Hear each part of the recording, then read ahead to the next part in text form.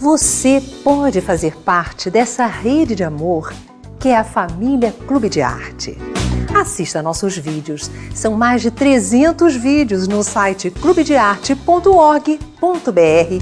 Integre-se à nossa rede de visualizações e orações pela paz no mundo, na programação diária da Rádio Rio de Janeiro, 1400 AM ou pelo site radioriodejaneiro.am.br. Associe-se ao Clube de Arte. Você vai receber na sua casa CDs e DVDs com esses conteúdos, ampliando o seu acervo de obras genuinamente espíritas. Quando você contribui, além de receber os seus brindes, você está amparando as crianças e famílias de 400 obras sociais espalhadas por todo o Brasil. Inscreva-se pelo site clubedearte.org.br ou ligue 0 operadora 21 3017 9800. O Clube de Arte é a arte a serviço do bem. Jesus, quando esteve entre nós, deixou como promessa a vinda de uma doutrina consoladora que nos esclareceria e relembraria tudo o que ele nos disse. Naquela época, os homens não tinham maturidade espiritual para compreendê-lo. O francês Hippolyte Léon Denis Rivail, 18 séculos depois, foi o grande organizador da doutrina espírita e ficou conhecido pelo mundo com o pseudônimo de Allan Kardec, o codificador do espiritismo. Vamos conhecer um pouco mais da história desse que foi um dos benfeitores da humanidade.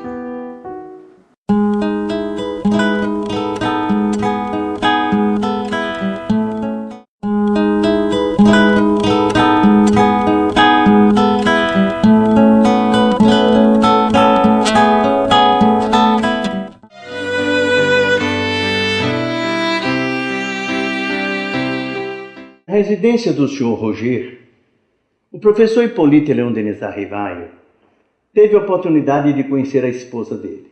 E ali, aquela senhora, que era conhecida pelo seu sonambulismo, que não é o sonambulismo que conhecemos das pessoas que saem andando e dormindo, mas é uma técnica semelhante à mediunidade. Sonambulismo é um sono mais apurado, é um sono mais detalhado, é um sono em que o espírito liberado do corpo guarda lembranças perfeitas de tudo aquilo que está acontecendo.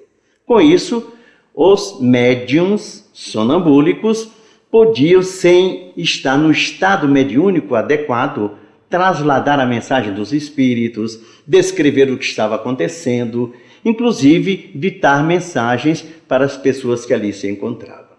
Era uma técnica que se multiplicava, pois esses variados tipos de mediunidade permitia estudos, verificações, perquisições, para que os processos fossem cada vez mais aprofundados e os pesquisadores compreendessem o que era, na verdade, a psique humana, o seu desdobramento, as suas possibilidades, os seus recursos mediúnicos e sonambúlicos.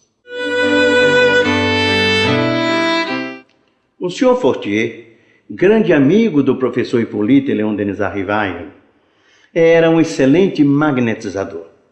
E ele induzia determinados sensitivos ao estado sonambúlico, precipitando o fato, embora ele pudesse também acontecer espontaneamente. Fortier sabia que o professor Hippolyte estudara, enquanto estivera em Verdun, na Suíça, profundamente o chamado magnetismo, mais conhecido na época pelo nome de mesmerismo. Franz Anton Mesmer, na Alemanha, estudara e levantara a ideia de que o homem era possuidor de uma energia, uma bioenergia, que ele podia transferir para outras pessoas, provocando uma série de fenômenos, emudecendo, fazendo a visão se dilatar, fazendo com que as pessoas adormecessem, inclusive provocando curas de alguns males psicológicos. O magnetismo, portanto, surgia na França como sendo um portal maravilhoso, um mundo extraordinário de possibilidades, que seria estudado profundamente no decorrer dos tempos. Uma das primeiras conclusões do professor Rivaio foi sobre a natureza dos espíritos. Eles são as almas dos homens, não possuindo a soberana sabedoria, que o seu saber é limitado ao grau do seu adiantamento. Além disso, constatou a existência de um mundo invisível aos olhos humanos. Assisti a outras reuniões e iniciei os meus primeiros estudos sérios sobre o Espiritismo.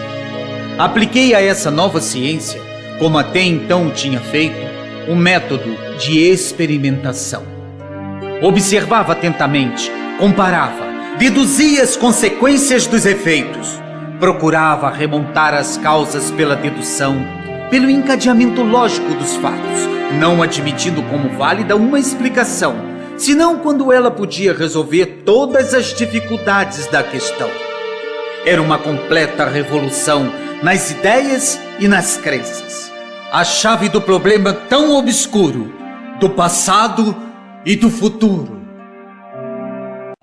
Depois de suas primeiras participações em reuniões espíritas realizadas nas residências de amigos e das primeiras conclusões sobre a existência dos espíritos e de um mundo invisível que nos cerca, o professor Rivaio iniciou estudos e pesquisas que iriam assinalar uma nova era para a história da humanidade, o advento da doutrina dos espíritos, o Consolador prometido por Jesus. Utilizando o método de experimentação, Rivaio iniciou a catalogação de mensagens. Foram aproximadamente 50 cadernos de comunicações vindas de diversos médiuns. Organizou-as por assunto dentro de uma sequência lógica que permitisse a sua análise e, em princípio, para responder às suas próprias indagações. Estudando as mensagens, percebi que haviam lacunas a serem preenchidas, principalmente no campo da filosofia, da psicologia e da natureza do mundo invisível.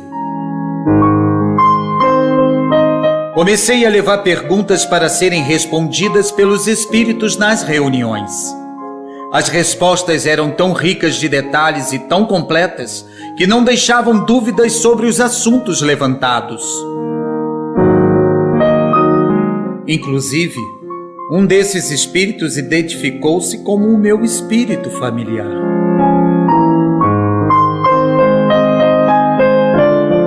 Ontem à noite eu ouvi pancadas em minha casa. O que você queria dizer? Quem é você?